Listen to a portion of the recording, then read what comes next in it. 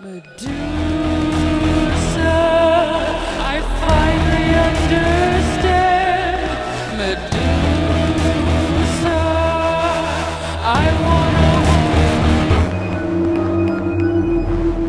wanna. We've worked together before, but that was like back when you were only Nelle June Anderson. Now you have the whole name thing. Soubrette. Can you talk about like how you came up with that and what it is? The long and short of it is that I've been writing music forever and like singing covers forever, but like not publicly really.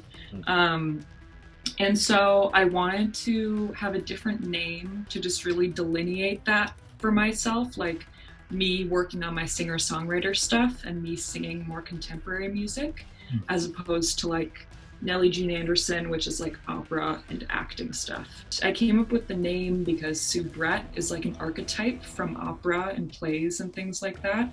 And it's basically like a flirty, mischievous maid character. Before we all got trapped in our houses and we were all healthy, what kind of stuff were you working on? Oh, so I was midway through a tour with the Minnesota Bach Society doing this awesome Vivaldi opera called Montezuma. Yeah. So what have you been working on then since the quarantine started? I have been mining my like notebooks and hard drives for like all my stuff, like trying to find good bits from over the years. And I've been putting them together into songs that I'm going to do an album this summer with my friend Matt Patrick at the Library Studios. Awesome. So I'm really psyched about that. It's been a long time coming. Yeah. Are you going to come out with any more Soubrette singles in the meantime? I hope so. So over quarantine, I kind of forgot that I've released a couple things just like by myself over quarantine. But I released this tiny EP on Bandcamp. Called To Be So Small and Yet Very in Love. It's kind of cool that you're working towards crossing over. That's, you know, you're using those techniques for modern, you know, styles and interpretations. And that was actually the original idea when I got into opera singing at Bard. Like I was never interested in classical singing or anything, but then I just started taking opera lessons there and I was like, this will be great to have like a definitive vocal technique that I can bring to my like pop singing later. And I kind of got carried away in that for a few years. And now I feel like I'm finally doing what I intended to do and like using the technique to strengthen what I like to write. That's rad. Yeah. Tell us about how you got into like, music, you know, how it started for you and like what inspired you to... So music in general, I was always a singer, I was always a performer. I really got musically serious when I started taking piano lessons in 4th grade, and it was my everything. I would come home from school and like digest all my feelings from the day through a sonata or a Bach invention or whatever I was working on then, and I was just obsessed with it. What are like some of your influences? For direct like female singer influences, Kate Bush, I mean, I have to say, and I've been just obsessed with her over quarantine. She is like, it's such a good time to like go deep into her because she just goes deep in everything and we have the time to like listen to whole albums and stuff right now. Fiona Apple. Have you heard her new album? Yes, I have. I love it. Frank and I are playing it all the time. That song, Hot Knife, which I think... I love that song. Yeah, it was on the album with the really long title.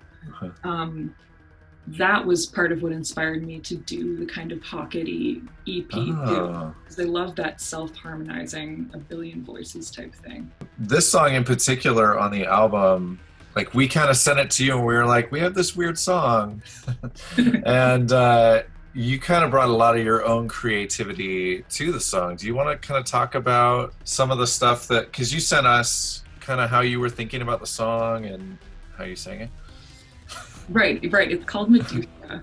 So I feel like that in itself is a great like in for me because it's kind of bringing that historical mystery to the fore.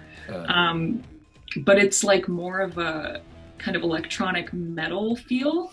And my first instinct when you sent it to me was like, all right, this is something specific that I can lean into. And when I really, and it scared me a little bit, honestly, but when I started singing it through and leaning into that more gritty, dark voice, it was like very cathartic and a really wonderful release. And then from there, I just kind of had the musical track on a loop and would just record all these different experimentations and types of voices and harmonies. That's how I end up having like 20 vocal tracks with everything I do, and then it's hard to send to you guys. Let's do some fire round questions, and then Yes. the final meets here. But what's your favorite movie? Under the Silver Lake. Favorite music genre to listen to? Classical. Dogs or cats? Yeah.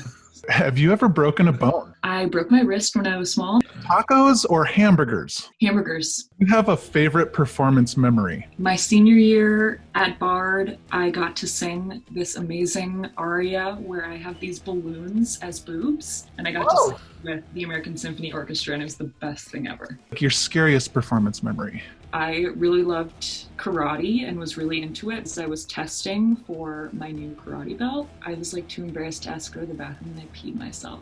A piece of advice to fellow creatives? My guiding star is definitely to take multiple times throughout the day to be still and meditate and kind of check in with yourself about what you're really curious about. And on that note, just exploring art and like opening random books that call to you and basically like